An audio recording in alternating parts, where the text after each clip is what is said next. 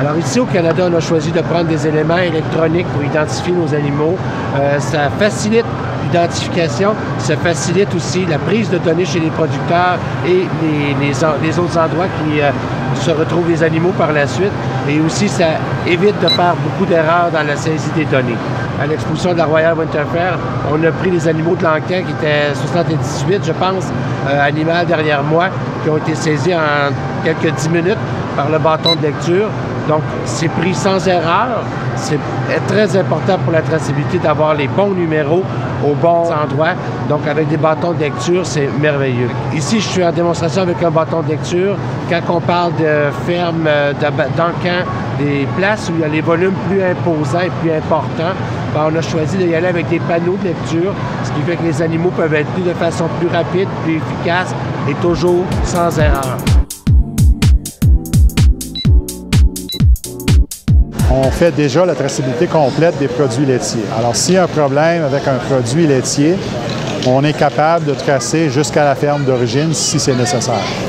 Alors, on veut la même chose pour la viande, parce que la viande, c'est aussi un produit de nos fermes laitières, aussi bien que le lait. Et puis, la capacité de faire la traçabilité de la viande existe déjà au Québec, mais on veut que ça soit instauré au niveau pan-canadien de façon cohérente et semblable dans chaque partie du Canada.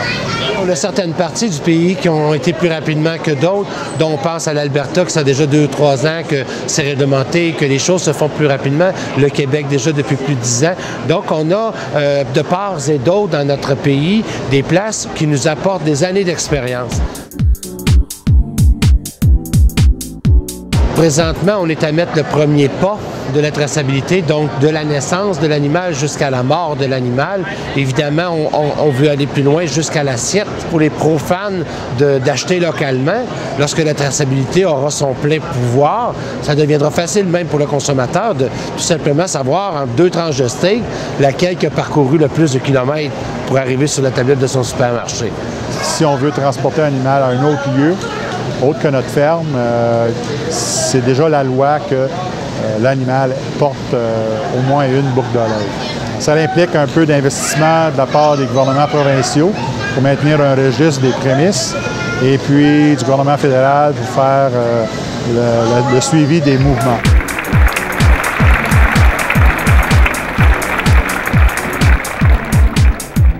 Présentement, l'étranger s'intéresse énormément à notre système d'automatisation. En Europe, présentement, il y a quelques pays qui sont pourtant plus avancés que nous en traçabilité, qui reviennent chercher notre technologie d'automatisation, parce qu'eux veulent maintenant passer à une gamme automatisée.